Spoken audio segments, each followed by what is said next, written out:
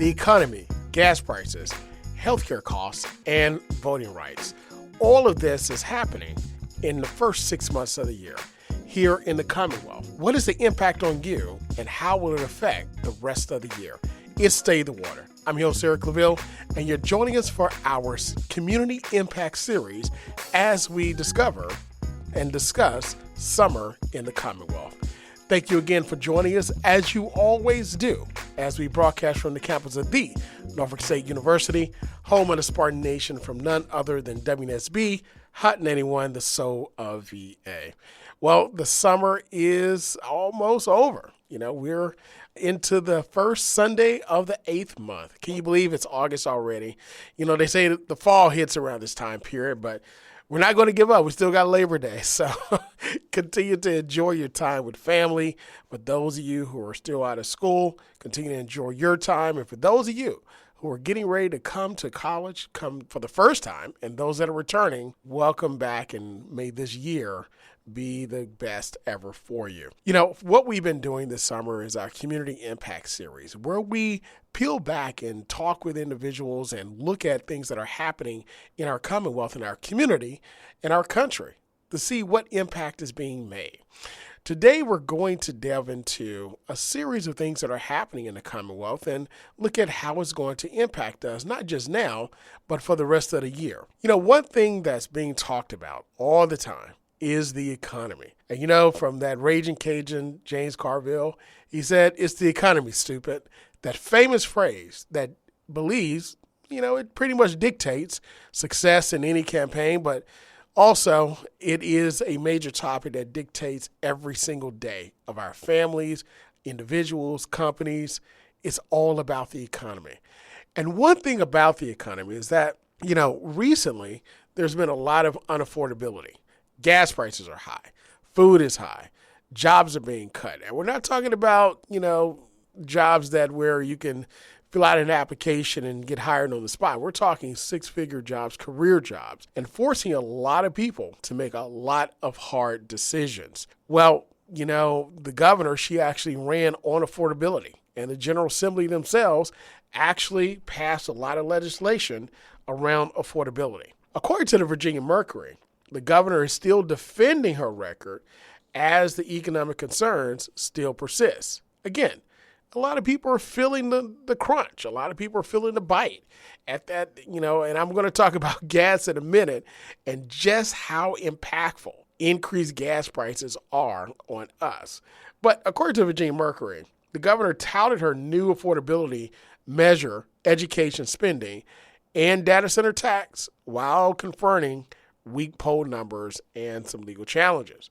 Well, after she took the oath of office on the steps of the Virginia State Capitol 6 months ago, she became the very first woman we know elected as governor after winning by the largest margin for a Democratic gubernatorial candidate in more than 6 decades, more than 60 years. So the governor's platform was promising lower costs through Affordable Virginia agenda. That was it. That was her agenda. When you look at the various polls, and we're going to get into what that agenda was in a moment, but new poll numbers suggest that Virginians remain unconvinced with inflation, housing costs, and unpredictable economic forecasts still topping voters' concerns. Now, granted, the economy, when you take a look at it overall, states don't print money. The Commonwealth doesn't. No state does. It's the federal government. States don't dictate federal policy. That's because of our federal government, the White House and the Congress. And states really don't dictate commerce across the nation and foreign commerce. Now, of course, we do engage in commerce and agreements with various nations. We do engage in commerce domestically. But as far as overall commerce that will dictate and make a major impression on inflation, the Commonwealth, we don't do that. No state actually does that. However, when you run on that platform, you got to make some type of impact. But what the governor is stressing, even though these poll numbers are low, she still addressed those concerns during this last interview with all of her voters. And what she said was that, she defended her record, while acknowledging that the impact of many of our biggest initiatives is going to take some time to manifest. And, When you talk about rising costs and lowering costs, it doesn't happen overnight, right? So in essence, like I said, you can't turn an aircraft carrier on a dime. For those of you who have seen an aircraft carrier, been on one. I've been fortunate as a civilian or veteran to actually go on an aircraft carrier. And let me tell you, that thing is not turning on a dime. Very impressive piece of machine that we actually are very proud of our nation to have. But it's not turning on a dime. It takes time. And a lot of the economic issues that we have were created overnight, not by the Virginia or the Commonwealth's fault, but from federal policy. But it's going to take a minute to turn it around. However, according to some of the polls, 44%, this is from the Virginia Commonwealth University, also known as VCU, 44% of registered voters approved of her job performance, while 47% have disapproved, with inflation and the cost of living rank as the voters' biggest worries. So, she mentioned that she wasn't really surprised about the findings, noting that polls last year elections also suggested a much closer race than 15 points. So she said, like most people, when polls aren't in your favor, they're a snapshot. That was her words. But she says, I did not need a poll to know that we would be what people would be talking about. However, when you take a look at affordability, this is what she emphasized. She emphasized the new laws passed during her first 6 months that reflects her focus on affordability. So here's where she pointed out the impact. We'll see. And then again, this is from legislation that was just passed. By the way, we literally just passed the budget less than 30 days ago. Actually, a little bit, 32 days ago, because of competing interests, right? And we're going to talk about that next in the data center tax. But she pointed out $35 cap on out-of-pocket insulin costs. Now, for those of you who suffer from and live with diabetes, that is a win. That's a win because we know the importance of having life-saving medication. We know how the cost of that medication can soar. She also expanded renter protections and other measures aimed at lowering healthcare, housing, and energy costs. Now, with the renter protections, again, with costs rising in price. Now, that was controversial because if you've been a landlord, I've been a landlord before, and, somebody's not paying the rent on time, that impacts you because you got expenses too that you had to cover and so forth. So there was a seesaw, with that. But renter protections was passed. When you take a look at energy costs, again, what are those things that were done to help lower that cost when you click, the light? I was talking with a colleague from Dominion, and they say, hey, you don't think about Dominion, but really 2 times. One, when you get your bill. This is a utility company we all pay. And secondly, when you raise the switch and the lights don't come on. That's really the only time you think about it. So it's an engine that keeps rolling that we enjoy, that we got to pay for, but we all want to pay reasonable and affordable costs. So with that, she also pointed out, again, the new law with landlords give tenants 14 days notice before pursuing an eviction instead of 5. So gives just a little bit more time to get things together. She also cited the state budget that was approved last month, as I mentioned, less than 32 days ago, right at 32 days, which pointed to additional funding for public schools, child care, and higher education, along with more than $5 billion in announced business investment and more than 3,000 new jobs since January. Now, let me point out, some of the funding for public schools. Some of the funding for public schools were also raises for public school teachers at 4% each year in the next 2 fiscal years. That is tremendous for families. Let me tell you, if you've ever had to live on a teacher or a professor salary, that is a win. That is huge. One of the most important jobs that we have in this country, educating our future, and supporting them. So that was to give a little bit more love, if you would, to our public school teachers and allow them to say, hey, we appreciate what you're doing, but not just that, but that money also goes back into the community. It goes back into the society because you're going to spend it. Child care. Now, the legislation passed, again, to make child care more affordable, but also access to child care. Now, we owned a family business, my mother and father, for 21 years, a child care center. This was back in the 80s and 90s and early 2000s when it finally closed down. But child care costs were getting out of hand during that time. The cutting back of subsidies, for children and whose parents couldn't pay, the cutting back of food subsidies, things of that nature. I mean, literally, it was like a car note per week that you had to pay for your child to go to daycare, and have child care. So I understand from a business standpoint. So this is a win. Of course, the investment in higher education, we here in Norfolk State are a beneficiary of that. And again, the $5 billion in business investment. Now, how does that impact? That impacted us because Virginia climbed to third in CNBC's annual ranking of America's top states to do business. Now, we fell to fourth place on the list last year. Now, of course, that was the last year of the Youngkin administration. But this year, we were climbed back to third. Now, let me tell you, that is a huge accomplishment. That means out of 50 states in the union, and territories, we rank number 3 in, the place to do business.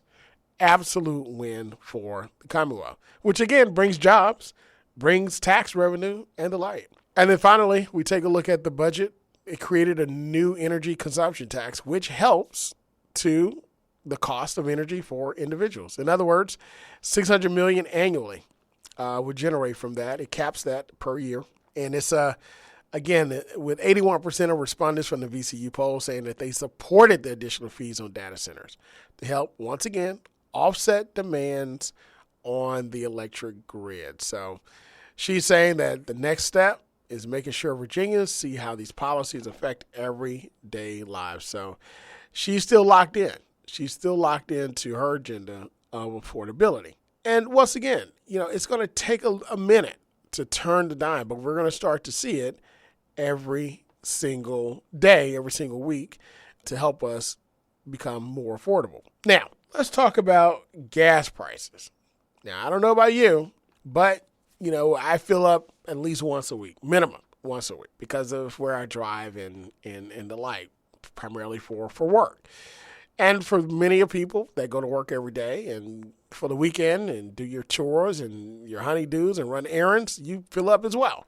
So we're all seeing the cost at the pump. This is one cost that every single every single family sees for the most part. Now, according to Virginia Mercury, there was a congressional report that came out, and it showed different states. And for us, for Virginians, it showed that we have paid $1.8 billion more for gas since the Iran war started. $1.8 billion.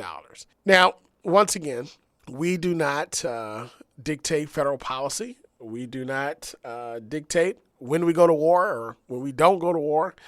And we can't dictate that. We are impacted by that. But that shows you how important those decisions on the federal level are. So according to this report, Virginia's paid more than $1.8 billion more for gas since February. This war involving the U.S., Israel, and Iran have disrupted energy markets and oil shipments, especially through the Strait of Hormuz, where 25% of our crude oil comes from, 20 to 25 for the world, by the way. The world, not just us, but the world, which is a critical route for global oil exports. Now, that disruption has contributed to higher oil prices and increased costs for goods and transportation for consumers and businesses. Now, U.S. Senator Tim Kaine and Mark Warner, our U.S. senators, they said because of the president's war of choice, Virginians are facing higher gas, utility, and grocery prices. So instead of ending this war and finally easing a burden, he's actually placed American families in a burden. Trump is calling off ceasefire, trading airstrikes with Iran, blockading the Strait of Hormuz, and the like. According to AAA, the average regular price of gasoline in the U.S. had climbed above $4 a gallon as of July 21, about 13 cents higher than a week earlier and significantly higher than the same last week. This is impacting us all, my friend. Now, Virginia's proposed a gas holiday tax, gas tax holiday, but they were unsuccessful in doing that. And primarily, when you take a look at, now again, these are Virginia Republicans, and we're looking at Virginia here. What ends up happening is that you take that money out. Democrats oppose it, by the way. If you take that out, you got to replace it with something else. Those few cents that we pay for our gas tax fund road repairs and the like. And I will say, I've traveled across most of this country, and we have some of the best roads. Of course, I know we get a lot of traffic, a lot of construction in Hampton Roads, but we have some of the best roads, in the country. I've traveled across some roads that are terrible. So we need those few cents to help us offset. But federal lawmakers also proposed gas relief measures, including Gas Price Relief Act, which was by the Democrats in March, and in May, the gas tax suspension by Republicans, as I mentioned before. So if you look at it, under the state's index formula, the gasoline excise tax increased by 1 cent to 32.6 cents over the past year. And this is according to Virginia Department of Motor Vehicles. It's amazing what that 1 cent will do to help improve the driving here. However, the bigger issue is not 1 cent here or there. The bigger issue is, what are we doing over in Iran? Now, we know that a lot of our family members, friends, neighbors in our greater Hampton Roads community is serving in the Middle East, whether they're serving on the battleships, the aircraft carriers, or they're serving on those bases that are located in that area. They're serving. And it puts a strain on us and our households, let alone the $573 more for gas that we paid since the war actually began. What can you do with $573? Quite a bit. But that's where the bigger issue is. It's not in a 1 cent here or 1 cent there, but it's actually in the policy that we create on the federal level and what is happening on that level. And what's happening? Well, we're going to take a look at it because it's Stay in the Water. I'm your host, Eric LaVille, and you're joining us for our Community Impact Series as we take a look at the summer in the Commonwealth. We hope you're enjoying your summer, enjoying some family time, some vacation time, or staycation. Staycations are great. Trust me, they are. Where you can lock up in the house and, go here or there the way you wanted to go and do some things that you haven't discovered here in our great Hampton Roads area. That's a great vacation too. So, but, we're also looking at, during this series, what's happening in our community. What are the policies that are impacting us, and how will they impact us not just now, but also in the future? We've taken a look at affordability, which were the main focus of the summer, whether it be the governor's affordability agenda, the legislature and the General Assembly that passed various legislation to help lower costs and help Virginians become more affordable, or whether it be what's taking place over in the Middle East, increasing prices across the board, especially gas prices for us. But, there's another thing that's happening in the Commonwealth because of affordability or lack of affordability, and that is healthcare. According to Virginia Mercury, ER visits by uninsured patients in Virginia hospitals spiked by 8% on last year. When you take a look at it, the number is expected actually to grow as current and looming federal healthcare changes lead Virginians to drop or lose their healthcare insurance. So Virginia's emergency departments, once again, saw that 8% increase. This is according from the data of Virginia Hospital and Healthcare Association. Now, again, this is real data. The numbers don't lie. Okay. Now, how you interpret the numbers, apply them, and justify actions by them is one thing, but numbers don't lie.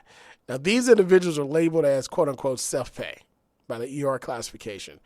They're basically people that lack insurance or did not prove that they had it at the time that they received it, right? So you know how you go, unfortunately, you have to go to the ER, you don't have your health insurance card. Well, that's a very low amount because most people carry it on them, or you can look it up in the system. But a lot of these individuals actually don't have it. The new data reflects healthcare system concerns that more uninsured patients may flood emergency departments now, as opposed to seeking primary care due to significant healthcare shifts at the federal level. Now, if you have health insurance or healthcare coverage, when you're feeling you need a visit, you contact your PCP, your primary care physician office, and say, hey, I think I need to come in for a visit. Or you talk with their office and say, well, actually, I think you probably can go straight for a referral or whatever the case may be. However your healthcare provider instructs you. Well, if you don't have a PCP, guess what you do? You go straight to the emergency room. So this safety net, providers like free clinics have cautioned that those who do seek primary care to prevent or manage illness will further strain those that do not seek.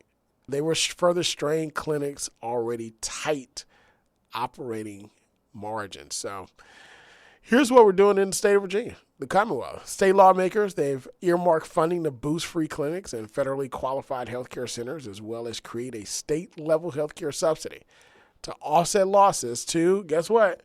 The Affordable Care Act, also known by the popular name Obamacare. Subsidies that Congress let expire earlier this year. Now, again, that is a Republican-led Congress. Democratic members did not allow that. They voted against that. They wanted to extend it because, once again, there are states that need it. It was helping across the board. But over $1 trillion of health care subsidies were eliminated in order to pay for one big beautiful bill, tax cuts, along with $300 billion for supplemental nutrition program, also known as SNAP. Yep, 4 tax cuts. That's a totally another show. We'll do that later. But again, what's happening in the Commonwealth? Affordability. This subsidy is expected to aid at least 200 Virginians and will begin enrollment this November. However, Virginians with various insurance types, ranging from governmental to private sector, pretty much held steady and modest increases in ER visits, but over 67,400 Virginians no longer have the Affordable Care Act insurance through the state marketplace. So by January of next year, it is being projected that Medicaid beneficiaries will be subject to more stringent work requirements and twice yearly verifications. State and local services departments are ready for themselves for additional verification loads. Again, more work on the state level. And it also showed that even though this is going to happen, a recent state report found that 13 rural hospitals in Virginia are at risk of closure amid these federal impacts to health insurance access. And when someone's at risk of closing, unless there's a major influx of funding, they're going to close. So that's kind of what we're looking at when we talk about healthcare costs. ER visits are actually one of those visits, right? But there's also another area when we take a look at this, when we take a look at healthcare. And that's just not ER visits, but we also mentioned individuals who are going to lose their healthcare coverage. Now, we're not just talking about ACA, but there's going to be increased costs in our healthcare coverage in order to cover the costs of those who are losing their coverage. There's not that money. The money is being taken out of the pipeline. So that's going to increase. That's going to impact us across the board. But I like to end on a high note as we take a look at the political process. And the good note is, just on Friday of last week, several days ago, the Spanberger administration announced that she was restoring voting rights to more than 60,000 Virginians. The announcement comes ahead of the November referendum that would make rights restoration automatic after you're released from incarceration. So, in other words, individuals who have paid their debt to society, as given the sentence by our court system, their rights to vote and participate as citizens back in society, productive citizens, they will have the right to cast their vote. With this is reversing the more restrictive restoration process adopted by former Governor Youngkin and reopening voting access for thousands of people with past felony convictions, according to her administration. 66,085 Virginians, to be exact, whose rights have been restored may now vote, serve on juries, and run for public office and become notary public. The announcement comes out about 7 weeks before early voting, of course, here in the 2026 midterm elections. It includes a constitutional referendum that could largely remove Virginia governors from the restoration process. In other words, it's something that's automatic. You don't have to go, administration by administration and say, oh, I don't like this or we don't like this. It's just automatic. And that's really kind of what we're looking for when we take a look at processes, right? She mentioned that the right to vote, our governor, is foundational to who we are as Americans, as a member of Congress, as she was, a candidate for governor, and in a month since took office. She's heard Virginians share their personal stories, heartfelt reflections, and their voting rights were restored by previous governors as well, some of them. So when we take a look at, Virginia and moving forward, we're just one of 3 states whose constitution permanently disenfranchised people convicted of felonies unless the governor restores their rights. The state constitution gives governors broad discretion over both eligibility and restoration process. Now, hats off to past governors. Governors from both parties streamlined the process over the decade, from former Governor Glenn Youngkin, before former Governor Glenn Youngkin took office in 2022. Let's start with Republican Governor Bob McDonnell, great man, began expanding restorations, a policy later accelerated by Democratic governors, Terry McAuliffe, Ralph Northam. McAuliffe restored rights to more than 173,000 people during his term, Northam 126,000. But in 2016, the Supreme Court of Virginia struck down some executive orders from McAuliffe, sought the broad restoration of civil rights of about 206,000 people who completed their prison sentence and supervised release. The court ruled that the governors must consider each case individually rather than issue blanket restorations. Governor Youngkin eliminated the state streamlined process requiring people with felony convictions to apply individually. And the governor had to see all those applications or his office. But now what we have is a streamlined process to where no longer do you have to seek individually. But what happens is it happens once you finish your debt and you pay your debt to society, it then basically just happens automatically. When we talk about, the impact on the Commonwealth, we talk about the economy, we talk about the environment, there's no other greater than the voting. And to be able to vote as citizens is a right. It's a privilege as well. And it's one that we should not take for granted, because by voting, which everyone can do, you have the power to change the course of history. You have the power to influence the now, and you have the power to speak with your voice. Once again, as always, we want to thank you for joining us and supporting us as we come on the air every Sunday to gauge and to give you the state of the water. I'm Eric Lavelle. We want to thank you for joining us. Continue to join us this summer as we delve deeper in our Community Impact series, bringing guests on to talk about the great work that they're doing as Virginians, not just here in our communities, in our Commonwealth, but also in our country. Until next time, be good, be great, God bless, and we'll see you next week. Hi, I'm Carrie Washington, and you're listening to State of the Water with award-winning host Dr. Eric Claville.